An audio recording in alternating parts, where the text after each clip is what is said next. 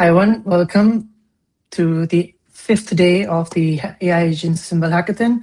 Very excited, and we've crossed like 5,000 people registered, and the Discord is quite busy, and the previous live streams were quite busy as well. So today we're joined by the amazing Ritvi, who's joining us from CodeRabbit. CodeRabbit is one of our title sponsors, and you can win some amazing cash prizes and swag and a bunch of other stuff. As I mentioned already, you can use multiple sponsor tools, which is recommended as well. All these tools go well with each other, so you increase your chances of winning. And today we're learning about CodeRabbit. So we have a track for CodeRabbit. If you go on the website, it's called the Captain Code Award. So if you follow good open source best practices, and Ritvi is going to share a demo of how you can utilize CodeRabbit to do that.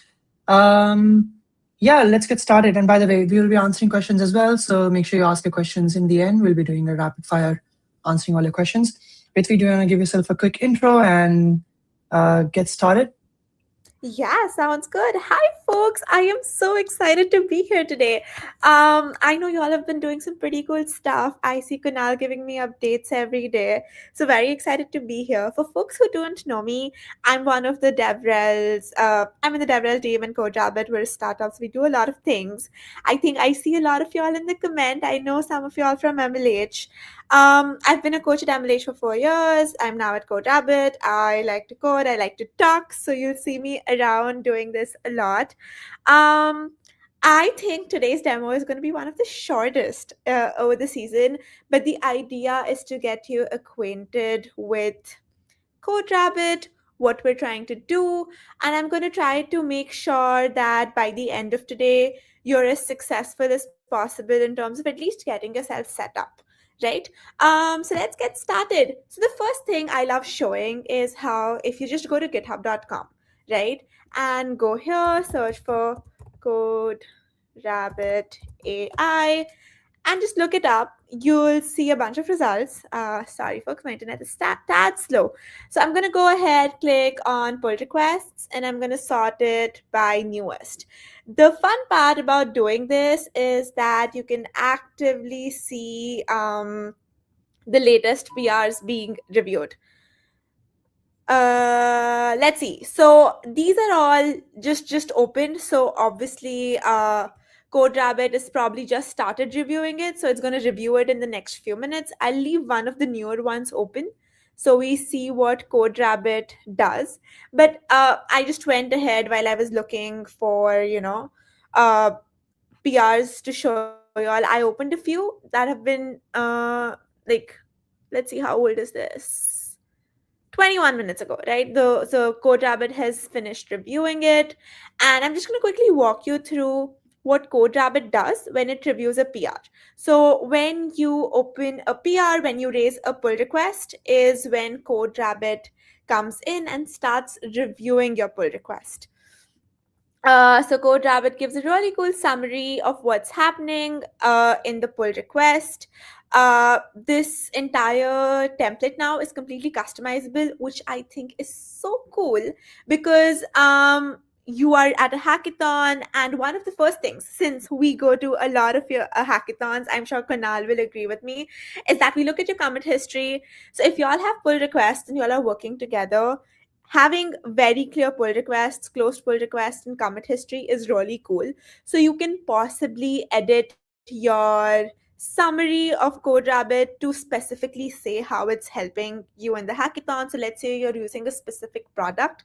You can tell CodeRabbit to pick up the details of the product and how it's changing in a pull request and talk about it in the summary, right? So this is completely customizable, and I would definitely encourage y'all to use it to your advantage. And please let me know if I'm talking too fast. I'm happy to slow down. I do tend to ramble a lot. Okay. Uh, I see a comment by ADF. I'm just gonna say that 8357. Good comment. Thank you so much. I'm so glad you think CodeRabbit has been useful. And hi to everyone who's saying hello in the comments. Thank you so much for joining in. So yeah, then CodeRabbit gives a really cool walkthrough of which file has been changed and how it's impacting your code.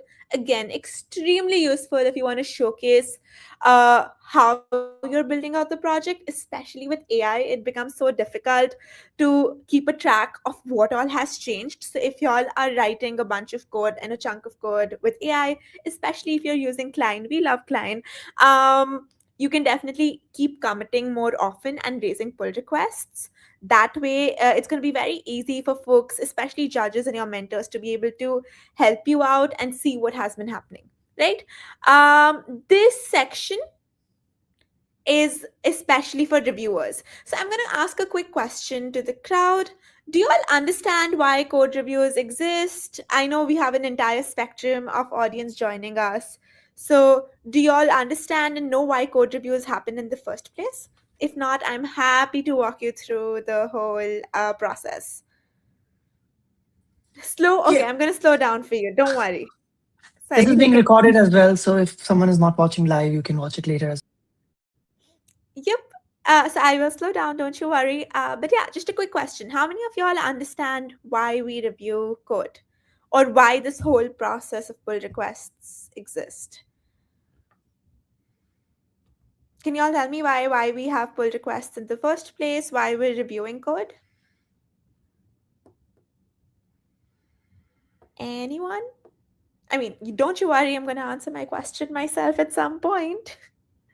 But do you want me to explain it? Oh, lovely. I am more than happy to yeah, explain why go the for it. whole process exists. To solve issues. Great, It's, good answer to check the code. Lovely, love that for update. Amazing. I love your answers. And there are no wrong answers, by the way. So, uh, it's my habit to ask questions to make sure that we're all on the same page. So, feel free to give your answers. I love it when you all answer. This session is about CodeRabbit and why CodeRabbit exists. So, we are setting up context for everyone to make sure we follow the best practices. Great answer. Right? So awesome, y'all. So y'all have a good idea. So in case y'all don't know, I'm going to give you a quick overview, right? So we know that we do Git and version control to make sure we have a good way of practicing that. Oh, if something breaks, you can roll back to a good version of your application, right? Now, if y'all are all collaborating together in an organization, especially the bigger the organization gets, you want to be more careful with what code goes into your production code base. So what you do is, let's take a random code base, right?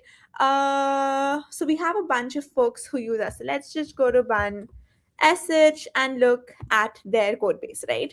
So we have over 861 contributors. Imagine 861 people are writing code or have written code at some point for Bun, right? So, how do you keep a track of what code goes into your final production code base? That is where the whole pull request comes into the picture. So, I'm sure y'all are all amazing devs and are aware of the forking process. So, you know that you clone the repository, after you fork it, you make all the changes, push it, and then you raise a pull request. Now, the bigger the organization gets, or even smaller organizations, they usually have a good practice where after you raise a pull request, it doesn't just get merged.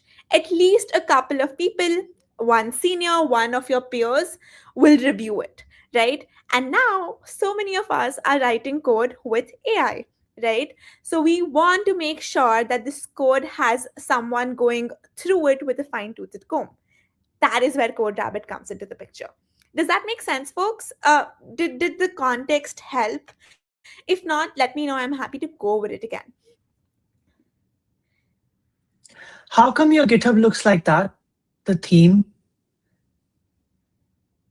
Yeah, I Hello. love the answers I'm still getting. So someone's saying to not accidentally expose what is not meant to be Can exposed. Exactly. can can you hear me? I can. Yeah, I was asking how come your GitHub looks like that? Looks like what? Like the theme is a little different. Like my GitHub looks different. Uh, yeah, Why? I don't know. Interesting. I am now very curious. And I am going to very easily digress. Knowing me, I'm going to hold that question back. Mm,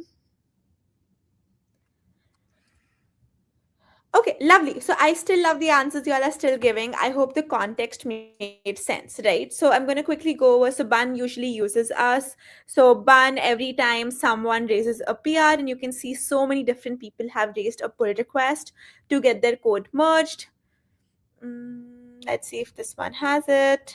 And this has rate limit exceeded. So let's go to some of the closed ones and see. There we go. Let's see if this has it.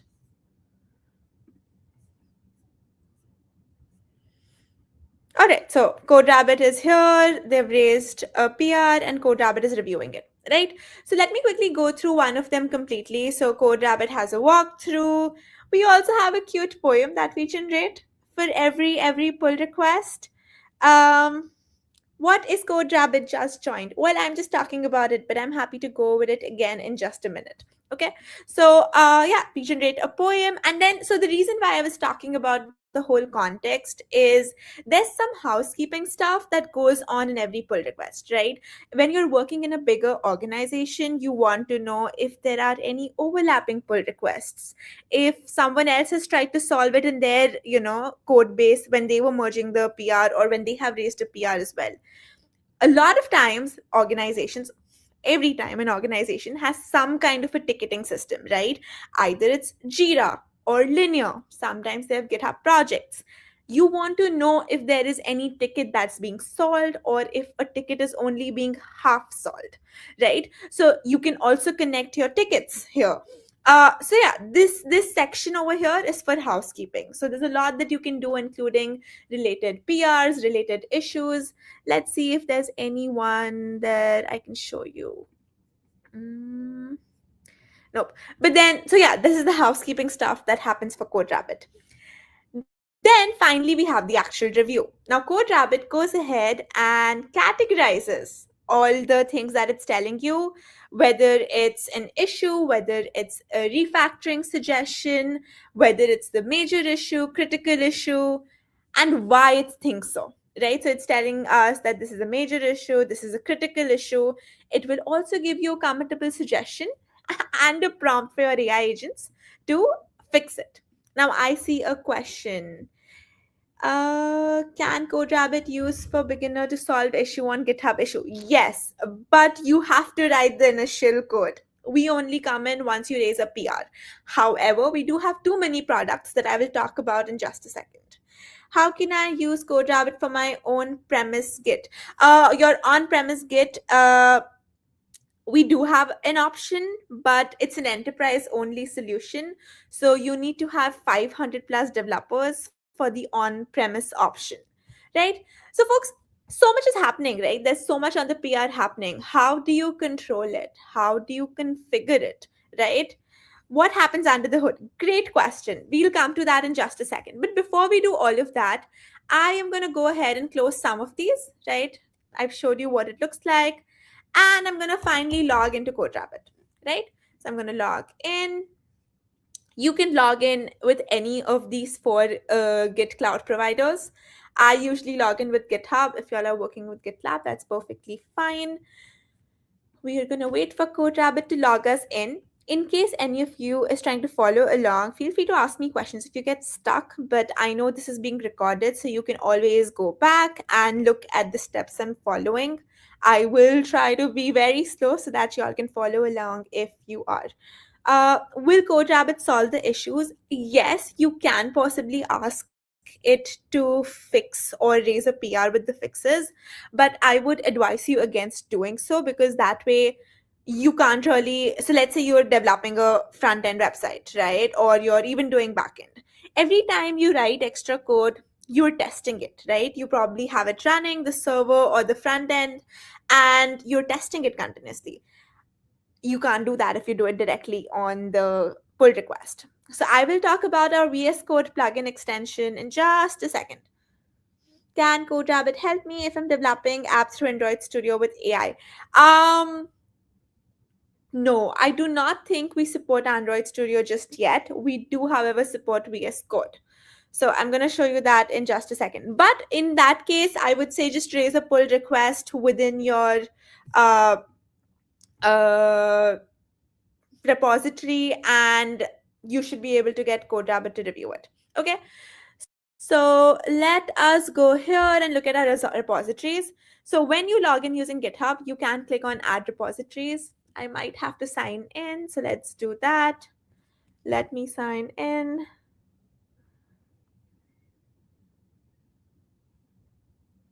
Okay, we're good.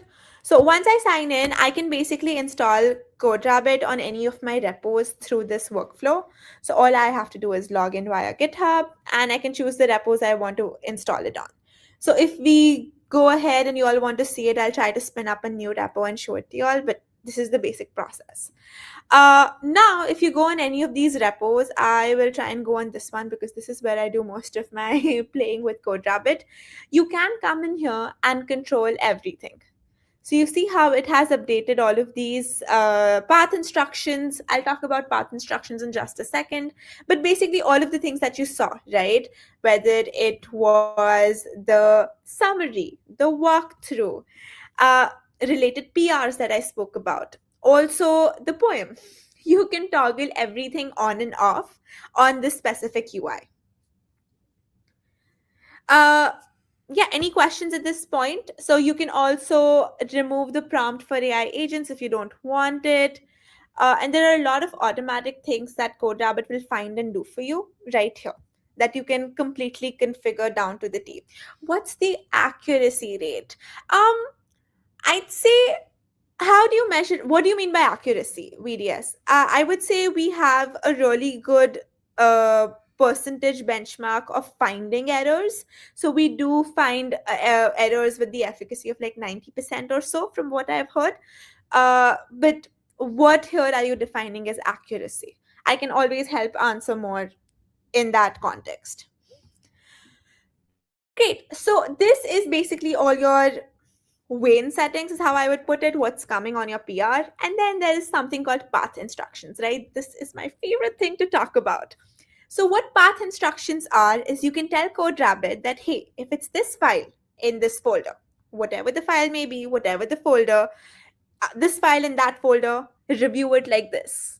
If it's this kind of file in another folder, review it like that. If it's a test folder, maybe don't review it, check for thoroughness, right? So that is the depth at which you can add instructions for your application. Now, this is not limited to technical aspects, but you can expand from here. So you can add business logic, you can add compliance related issues. We have had a lot of people ask us about accessibility. You can check code coverage, right? But the only thing I would point out is you should configure it as much as you can. Okay. So yeah, these are path instructions. Then another thing I want to point out is CodeRabbit does not just rely on LLMs. Okay, so it's not like where LLMs in the end are non-deterministic. So you cannot expect consistency, especially to make sure that you get the best service. We also upgrade our models as the new models come out. So the verbosity of CodeRabbit keeps changing, but it is extremely consistent, and the reason it's very consistent is we're not purely depending on LLMs. We have a whole suite of incredible tools bundled up for you behind the scenes to do very consistent linting, very consistent checking, right? So we have a lot of tools, like a ton of tools, and we are extremely fast at adding tools. So let's say during the hackathon you're like, it would have been nice if CodeRabbit had this tool running behind. You can just request it. We're very fast at adding tools, especially the ones that we see potential of being used a lot across the spectrum. Okay, so this is what's happening behind the scenes. It's not just LLM's whim that, oh, today LLM feels like checking this, so it's checking that, so on and so forth, right? So it's extremely, extremely algorithmic and consistent.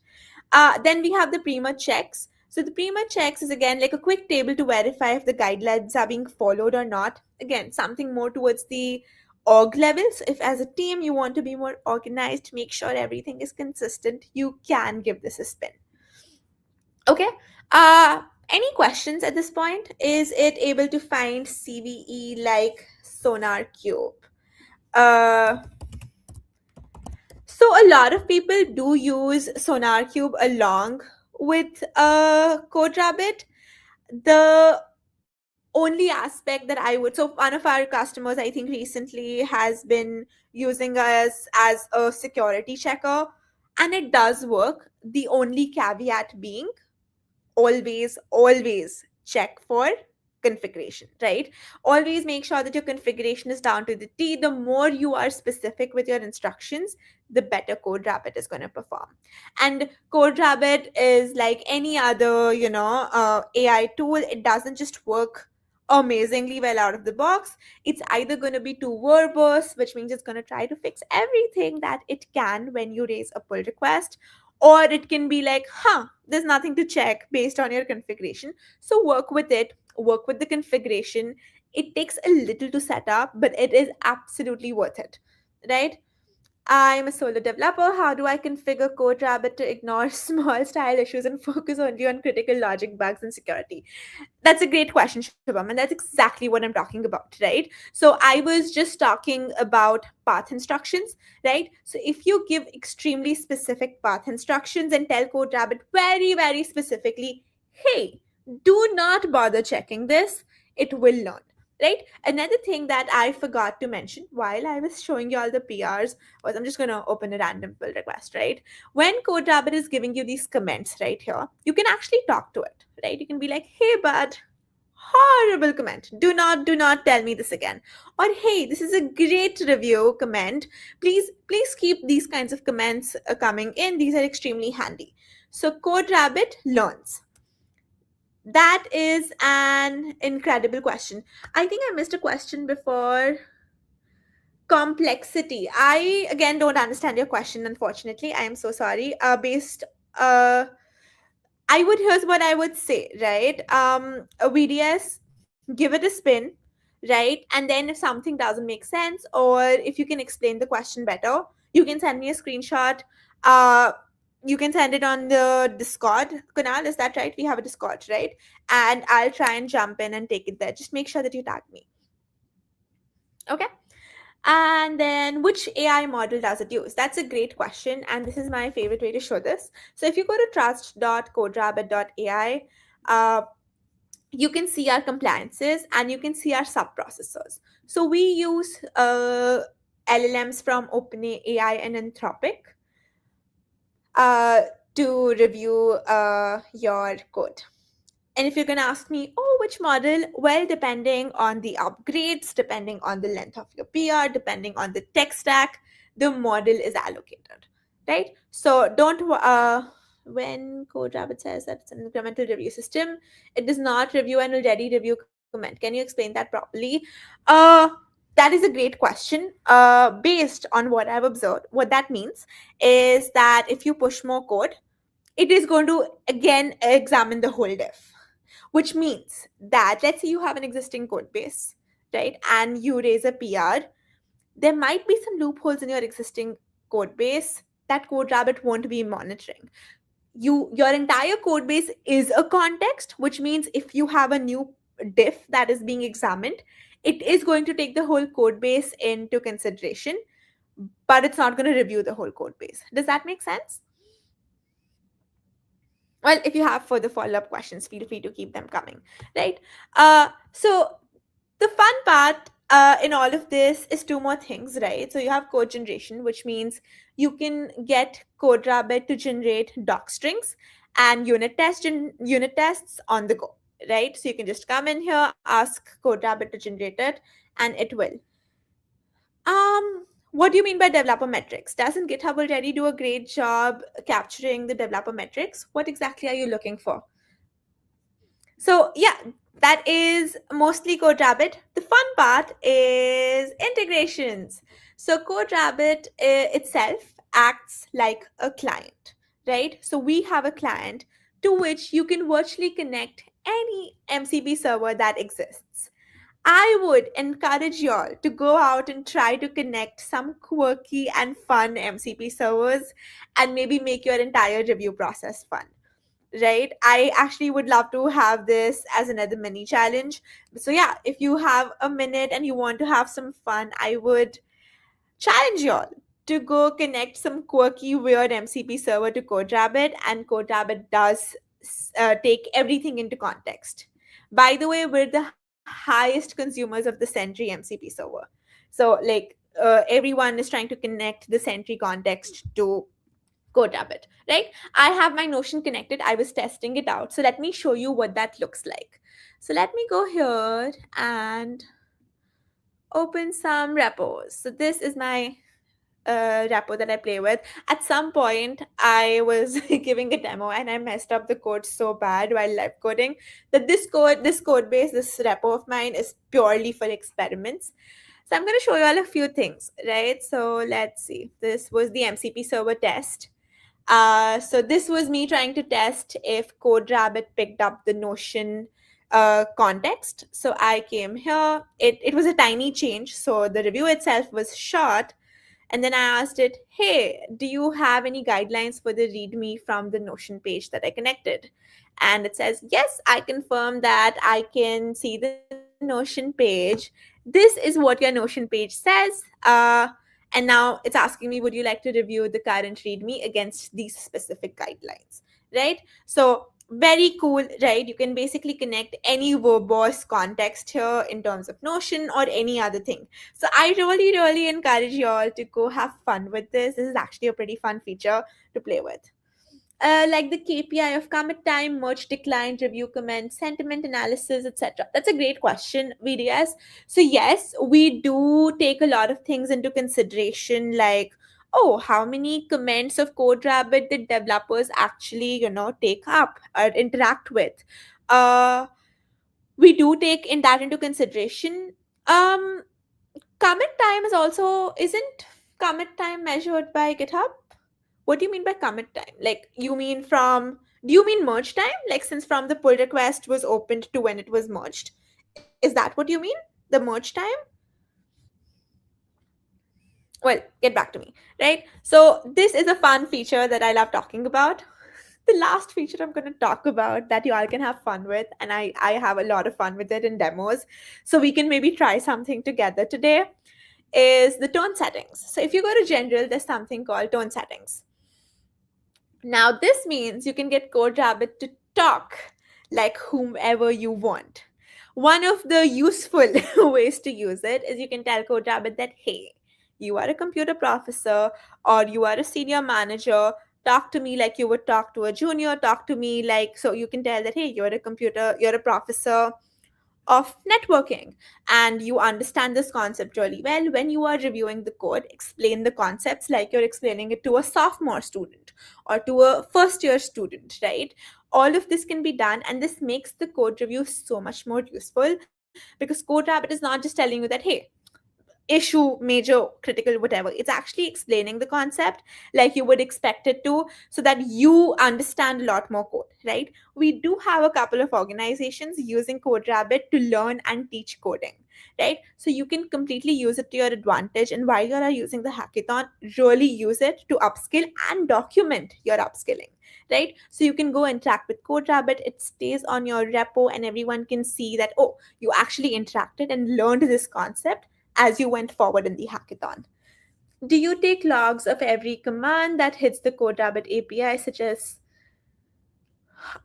so let's quickly talk about the CodeRabbit API, right? So we're not an API for starters. How it works is, so let's go back to our trust.codeраbbit.ai. So CodeRabbit does not, first of all, we do not store your code. We do not have access to any of your code. What happens is we have an environment that gets created every time a review is triggered. Your repository gets cloned, gets reviewed. The review comments go back to your PR, and then the environment gets killed.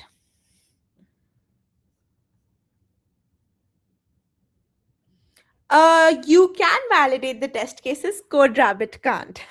We do not run your code. Okay. Let's see what else. We were talking about tone settings, so let me show you some fun stuff that I was playing around with earlier during a demo. So I think it is this? Is that it?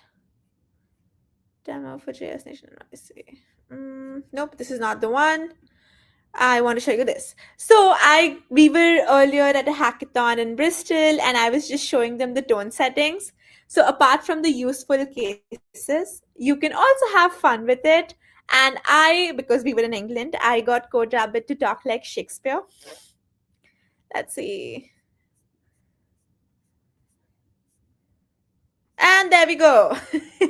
So this is after I configured the CodeRabbit to talk like Shakespeare, and CodeRabbit adhered really well, right? So it was very authentic, and at some point, someone from the audience just said, "Oh, make it talk like Trump, make it talk like Trump." So we did that, and CodeRabbit did a really good job talking like Trump. It's still talking like Shakespeare, so let's do Trump. Where is it? And there we go. This is CodeRabbit talking like Trump, right? So you can have fun with it. You can also make it, this is extremely useful if you, again, configure it right. So you can make sure that you document things well. Any questions at this point? Yep, I think that's a very good feature, right? To make, because CodeRabbit's review can take a second to complete. What we do is we make sure that CodeRabbit reacts with those eyes emojis, so you know that, hey, the command has been heard and CodeRabbit is doing its magic, right? So if you see the eyes emoji, definitely give it a few minutes to do its magic. Depending on the beautiful code and the length of your beautiful code, it can take an extra minute to finish the review. Also, a quick note or a hot tip would be, when especially in hackathons, there'll be points where you're like, okay, the code is all over the place, let me sit and refactor it, or let me do some chores to fix some kind of recurring issues. Turn off your auto reviews, right? Because those PRs don't need a lot of review, they're not a lot of technical complexity to it. So turn off your auto reviews, finish all those PRs, and any PR that's actually big, then invoke it manually. And after that, when you're ready to actually just be committing normal code, turn the auto reviews back on. Is it possible to set different tones for different branches, like a learning tone for junior developer branches and a concise tone for senior developers? I would recommend, instead of setting different tones for different branches, everyone has their fork, right? So I would recommend, before trying to request a merge in the main code, you push it onto a different branch, create a pull request on your own main or on your own feature branch, and then raise a pull request once you've finally reviewed this and fixed all the changes here. Then request the pull request to the main branch. That way you have multiple filters of CodeRabbit that your code goes through. Does that answer your question, Shabam? Awesome. Great. The final thing I'm going to talk about today, y'all, again, as you can tell, I love most of the features. But this is one thing that, again, I'm usually very excited by, is the YAML file. So the one thing y'all might notice, right, is, okay, this is fine if I have one repo I'm working with. It's fine if I'm working with maybe 2 or 3 repos. But imagining configuring this for like 20 repos, right?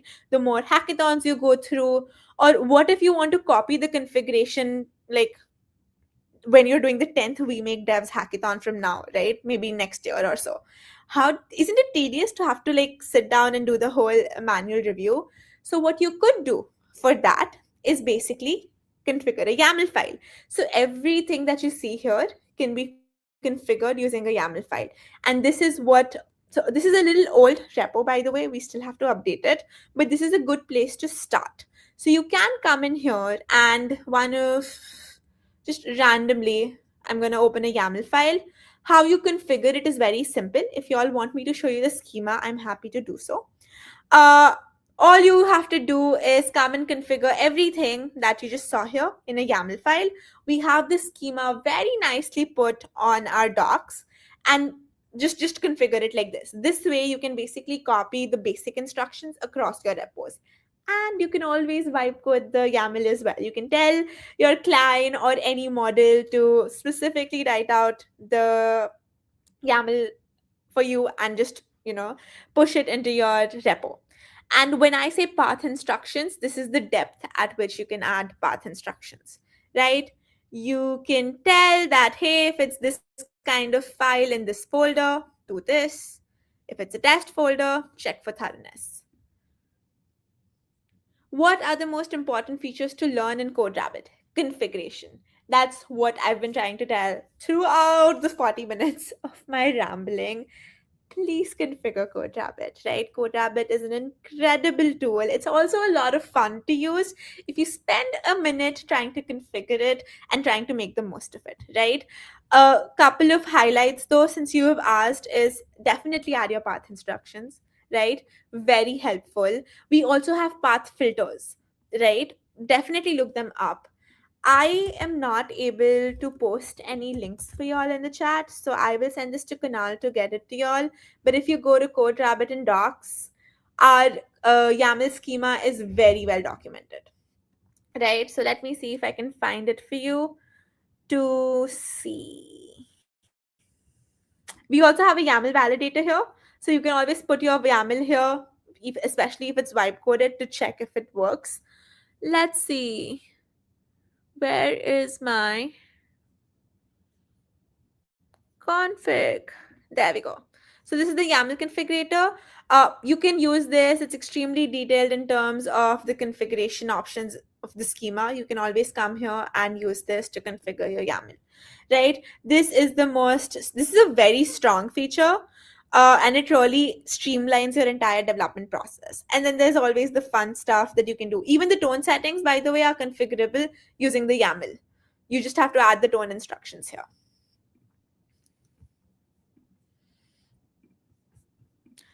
All right, folks, if you have no questions about the CodeRabbit UI and the pull request, there's a lot more, by the way, that happens, and I've not actually shown you. Oh, so by the way, sorry. This itself is in the end an LLM, right? So you can come and talk to it. So in the earlier pull request that I was showing y'all, you can literally come and chat with it and ask random questions and it will answer. So let's say it's telling you that, hey, do this, do that. You can always come and talk to it. So today, as an example, in another demo, I was like, okay, what's the weather in Mumbai today? Because I'm in Mumbai today. And it went ahead, did an analysis. There's an analysis chain for that. So CodeRabbit can raise web queries, which means if there's a version conflict or if something that CodeRabbit feels like, I should probably look a little more into it, it can actually raise a web query. So, and it'll tell you the result. So CodeRabbit's telling you, I asked the web, what is the weather in Mumbai like today? Today being December 12th, 2025, it gave the result and then it answered. And it went ahead and told me that it tried to use my MCP server connected to make sure that it was learning the right thing. How many can get a free review from CodeRabbit? If you have a public repository, CodeRabbit is absolutely free. We are completely free for OSS, right? So if you have an open source project, you can use the pro plan of CodeRabbit completely free. Does that answer your question, Rohan? Lovely. So yeah, there's some pretty cool stuff you can do with CodeRabbit. Really have fun with it. So there's not one important feature, but just the configuration. If you get that right, you can have a ton of fun. Finally, folks, I'm going to show you all two of the mini products that I was talking about, right? So CLI is one of them, and then we have VS Code, right? So VS Code, CodeRabbit. The reason I'm searching for it like this is so that you all know how to search for it as well in case you don't get the correct links, right? So this is what the VS Code plugin looks like. All you have to do is search for search for CodeRabbit in your VS Code extension. It's a public extension, and just hit install. If you have a YAML configured for the repo that you all are using, the VS Code extension will also pick up any guidelines that are there. Quick note, the reason why I'm calling the VS Code and CLI mini products, they're insanely good products, as you would expect from the configuration. they don't do the complete job because they are not doing the whole job as a PR would. Our main product is the pull request. So when you want the thorough, complete review, I would recommend that you use the pull request. However, if you want to have like a bunch of more guardrails when you all are developing, you can use the VS Code extension. It does these beautiful pop-ups every time you save your code. So you can directly fix a lot of the basic things before you even commit your code. So CodeRabbit over here keeps a track of any changes committed and non-committed. Okay. Puneet, what repo do you want the link to? The configuration one? It's called Awesome Code Rabbit repo. So if you go to Code Rabbit AI on GitHub, you should be able to find it. Just remember that it's an old repo. We haven't updated it in a bit. So just make sure that you reference the docs schema when you're using it. Right? And the next product that we have is a CLI.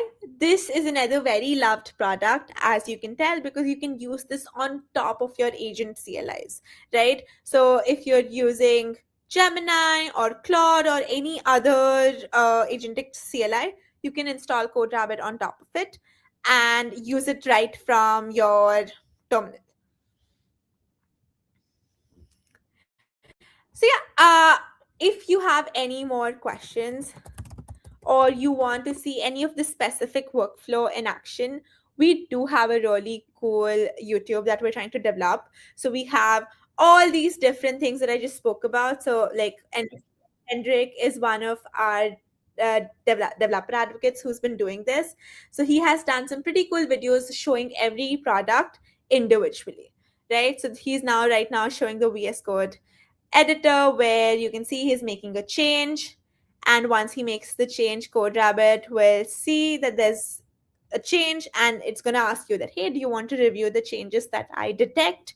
And it's going to give you this tiny dialog box saying, hey, this is what you should fix.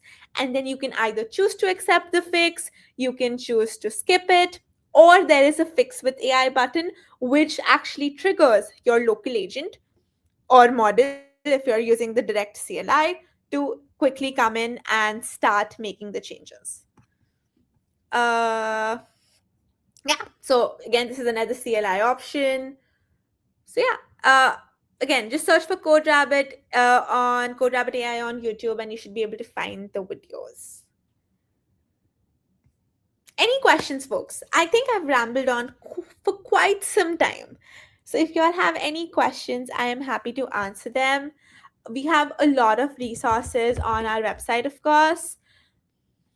And yeah, I would also recommend keeping an eye out on the Discord. We do have a Discord as well. If you just go to coderabbit.ai/Discord, we have our Discord. Oh, it doesn't get here. Let me get you a link to our Discord very quickly. I'll get Kunal to share it with you all. But yeah, or we can always go down here and search for Discord. There we go. There's our Discord. I'm going to send this to Kunal so he can send it to you. But yeah, any questions? I think we answered all the questions. Lovely. Closing in on 45 minutes. Thank you, everyone. Thank you, Ritvi. I did email everyone the CodeRabbit Discord link if you're registered for the hackathon, but you can just find it on the website. And yeah, this was a lot of fun. You have the weekend to hack now. The project submissions will begin tomorrow. I mean, you can submit till Sunday night, so you have a lot of time. You can build today, tomorrow, on Sunday as well. And yeah, follow all the best practices that Ritvi mentioned. And if you have any questions, join the CodeRabbit Discord and ask your questions over there.